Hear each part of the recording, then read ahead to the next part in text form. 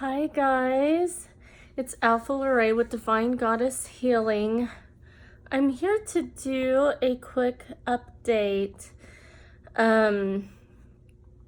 just kind of like a channeling for the feminine, in regards to the perceptions that we have around, the concept of twin flames and energies. And my little baby's here with me, Crixus. He being such a good boy. So we've got some very high vibe energies in this room right now. So, yeah, baby giving me kisses. So, what I felt called to talk about is the shift that the feminines are going through right now, and really opening up your perceptions to energy. What we used to see in a very separation mind state perception was, we're seeing things totally different now in regards to our personal energies and our twin flames energies and how they've perceived us, and karmic energies, and really how we've all kind of perceived each other. And I think this is really important to really understand on this journey through ascension. So in regards to our specific energies, spiritually, we know that we naturally, in this incarnation, your specific astrology chart, energies, everything that culminates your entire essence, your being, was manifested by your twin flame.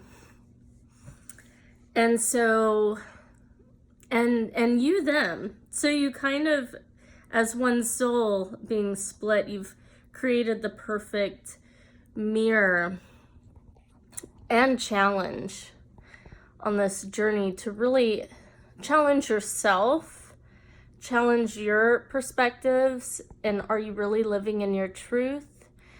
There's so many variations and catalytic components that really propel our growth on this journey. I know the person that I am today is entirely different from who I was even 2 years ago. And again, you know, even 13 years ago, when my,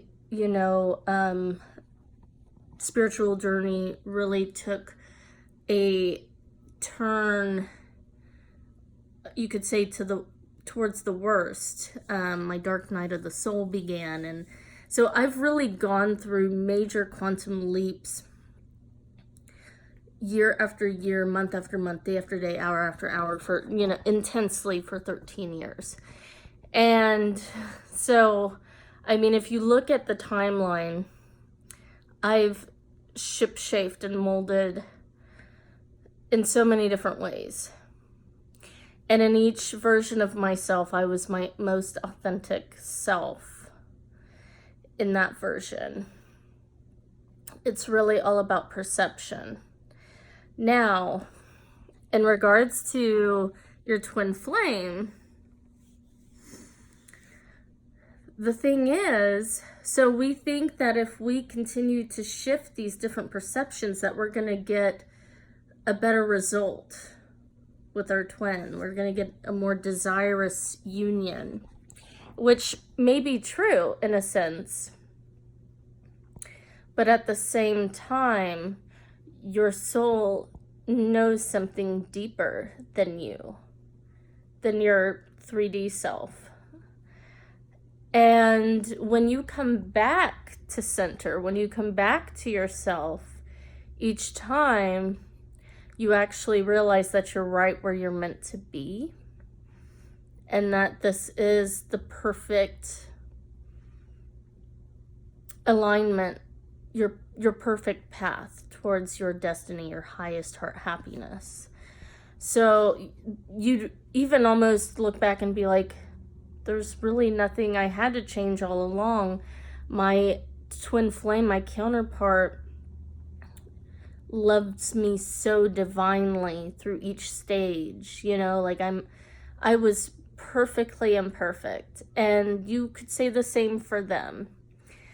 And you know,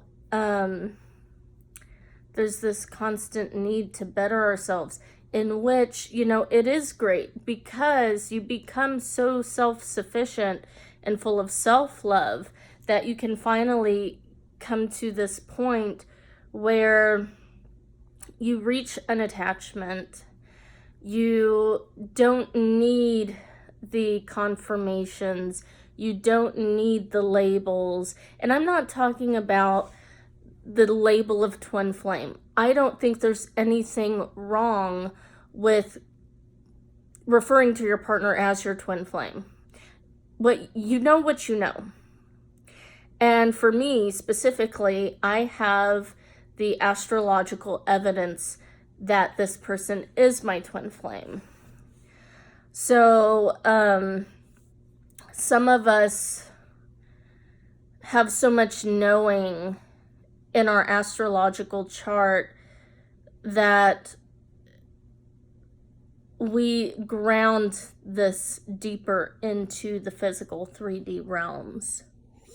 Okay, but in regards to the concept of relationships, that is where my personal twin flame journey has to detach from a label of being in a relationship. And I've come to a place where I'm okay with that. I understand that because I know the love is real. You don't need a label to show that your partner chooses you or loves you. And that a lot of times when you let go of those expectations, the universe transpires and actually gives you the very things you want when you release hold of that. Every twin flame relationship is so unique. So, for me, my specific journey is all about releasing the expectation of being in a labeled relationship. It might be different for someone else. There's other teachers who claim, that you have to completely have all these boundaries while still being open-hearted and being firm, like, no, this can't go forward unless if you do da da da da da da. There's nothing wrong with that either. That's that person's true soul knowing, that's the way that they have to achieve their union. We're also unique, so really be open to what your spirit is telling you is the right path for you. It's really important to look at, your astrology charts, your compatibility readings, because these really give you the best key points and advice. Okay? And the longer that I've been on this journey, I look back at them, or I remember them, certain advice, tips, and points that were made in those readings, and I'm like, gosh, if I could have just really stuck with that, which, it sounds so simple, but I'm like, oh, but I didn't realize how many expectations I had at the beginning of the journey, and how many triggers I had. You know, that specific path for me triggered my deepest resistance. And now that I've come through to the other side, I look back and I'm like, gosh, why was I, you know, like being so stubborn?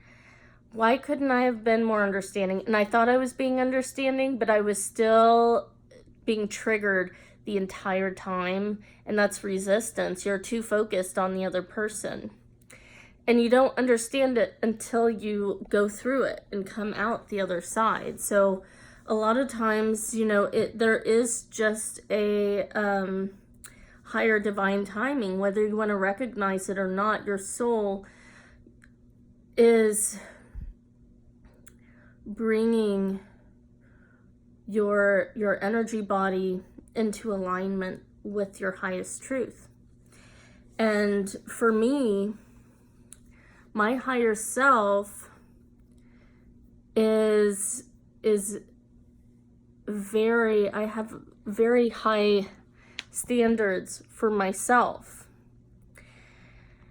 And as I go through this journey, I come more in alignment with that truth and that knowing that the more I can just trust and the more that I heal through these triggers, I'm being refined into this higher self. And it does pay off. It takes patience. It takes effort. It takes everything that, you know, you want to resist and you want to rebel. But you realize that when you rebel, you're actually you're creating more karmic, deeper wounds that are harder to overcome. Though by the end of the union, the love is still there. So, you know, twin flame journeys are so delicate.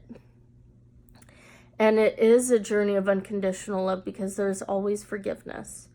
But it is something that, you know, you really have to you chose the direction for a reason. There are these lessons that you wanted to learn. And now you can come back into alignment and into this union with greater trust in yourself and your partner and greater forgiveness. And there's still that potential to achieve that 10 of Cups energy, that 2 of Cups, you know, whatever energy you want to achieve with this connection, the potential's still there. And a lot of times, you know, we think that because our twin flame doesn't give us the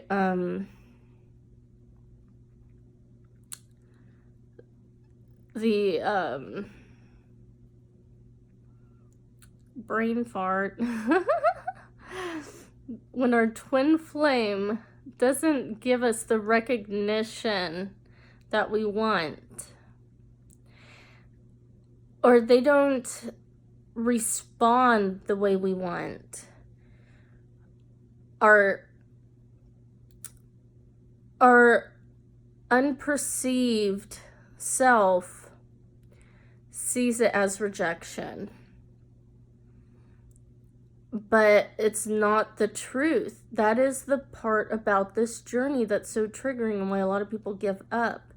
And there's nothing wrong with that either. It is a journey, but you can always come back. You can always start over. And we all take specific routes to the same destiny at the end of the day. So a lot of times, you know, you are learning different tools and methods that are going to help you achieve this result that are more healthy for you and that really open up your mind, your perceptions, your heart to the different possibilities. We live in a truly unity consciousness world.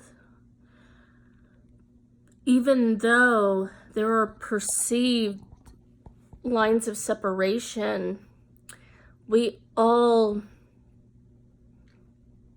unify in some way, and all beliefs line up in one way or another.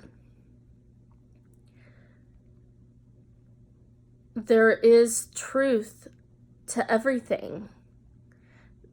And in this world, what you allow yourself to believe is your reality.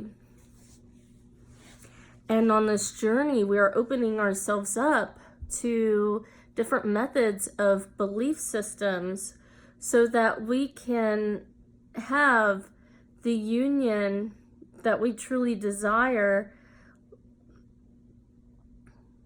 with our counterpart.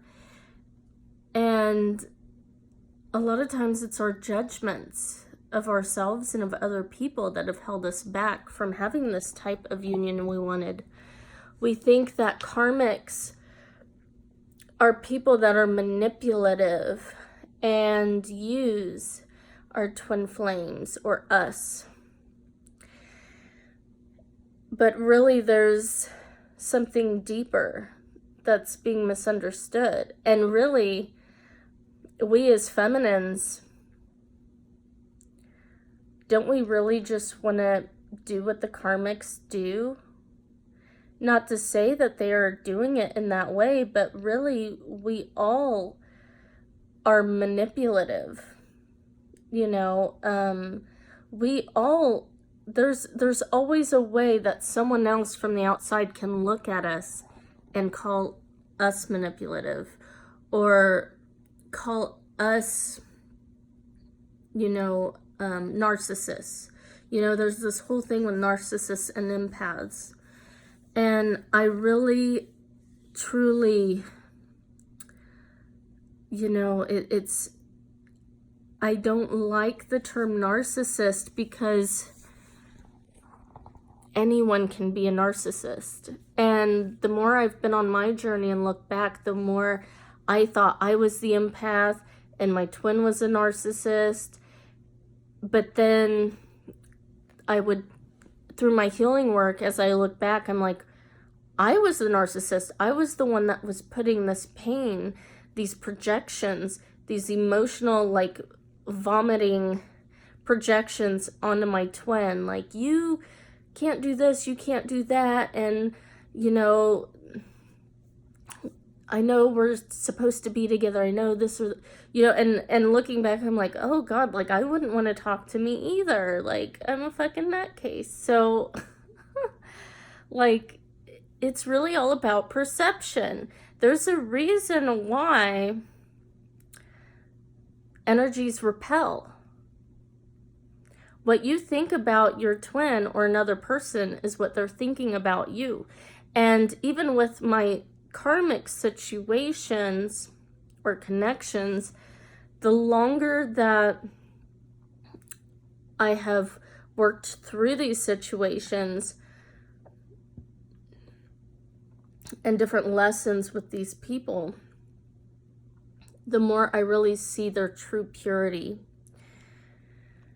And that I was getting the responses from them that I was expecting. If you think someone's a narcissist, or you think someone is a karmic, or is only using you, or manipulating you, you're going to see behaviors in them that is going to reflect that. And it's not always true perception. And when you actually communicate, and a lot of times it takes tower moments for these things to occur, but it's these tower moments that really show you the truth. And where maybe another person was just childlike, naive, and just unknowing and you perceived them as being selfish and needy and manipulative, but they just didn't know any better. They didn't have the guidance. And they probably perceived you in a certain way, like, being just as stubborn. Like, why won't this person understand me? Why is this person so blocked off from me emotionally? There's so many things that create the reality around us, but when we actually dive deep and really get to understand the truth, you realize that everyone is just a reflection of you. And a lot of times people aren't really trying to project their needs onto you to be fixed, but a lot of times they just want to be understood. And when they feel understood, then a portal opens up for healing, and it allows for them to meet you on a different frequency, and one that is more open, one that no longer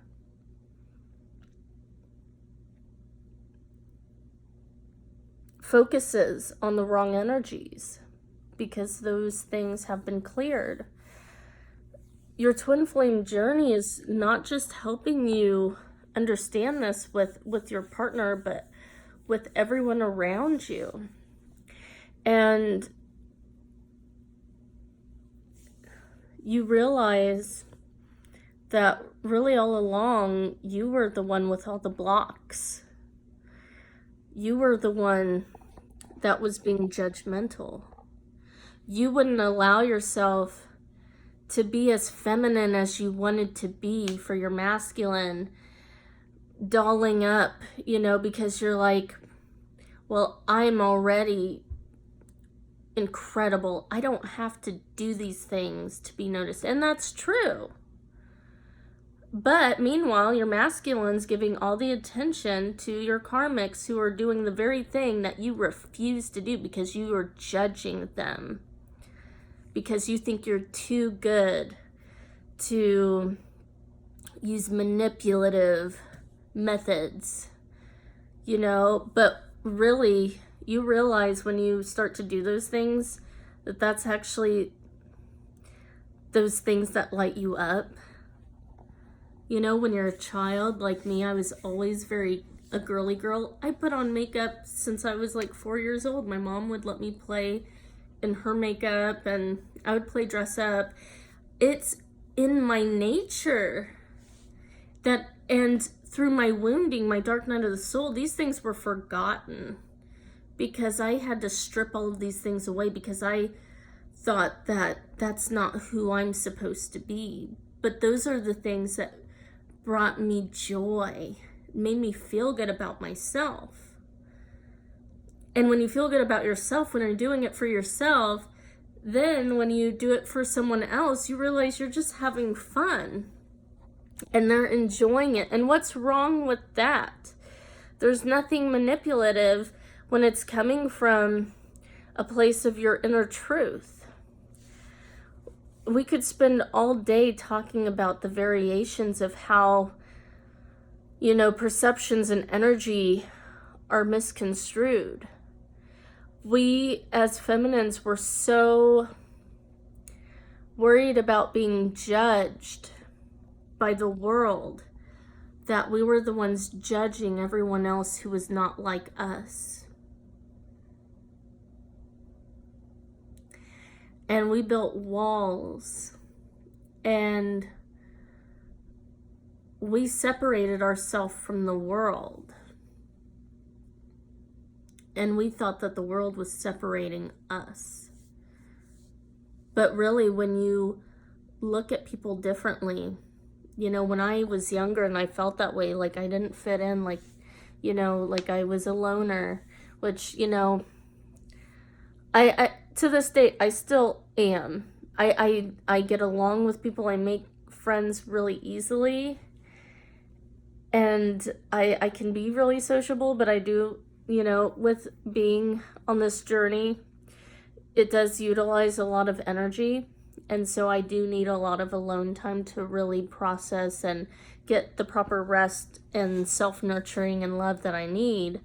But, when I was younger, I used to wear a lot of black and just, I just really was very quiet and shy, and I felt it was my own perceptions. I felt like people thought I was weird, and that's why people didn't talk to me. But then you realize when you get older that a lot of times people aren't judging you, they think you're judging them. So when people react to us a certain way, we think they're being judging. If someone's standoffish, well, maybe they're worried that you're judging them because you're not being very responsive. You know what I mean? And when you actually overstep that boundary and choose to see someone in a different light, they show up for you differently. And I've really made a lot of new connections and friends over the years that way with certain people that I never thought would be so open to being my friend or thinking, highly of me. And you'd be amazed at how many people think you're so nice and so sweet and so wonderful. I've had so many people, like the least expected, comment about what a great person I am. But it was my own perception. I thought no one could see that because I was judging myself and using people around me as an excuse, thinking that that's how I was really being judged. There's a whole world out there. And your blocks literally are mental. Now, we do talk about the chakras and everything, blocks in the chakras. In a sense, it's all still mental. Okay, so even if you have a block in your sacral chakra or your root chakra, in a sense, these are all mental perspectives, okay? So if you have a block in regards to your safety in the world, family issues, there's a perceived subconscious reason in your mentality, in the back of your mind, that is actually blocking that. It's, and I didn't see it that way for so long. This is actually kind of a recent epiphany. But I'm like, really, if I just change my mindset, and that's what it is. It's all about changing your mindset. Your memory, everything is accumulated in your brain, in your nervous system. And your organs, it all works together. But, if you can overcome your mental illnesses, your mental perspectives, your mental blocks, you can do anything. If you believe that you can't do something, then you can't do it. Point blank. But if you believe that you can, then you will. And that's, a quote that a lot of people use. And it's very true.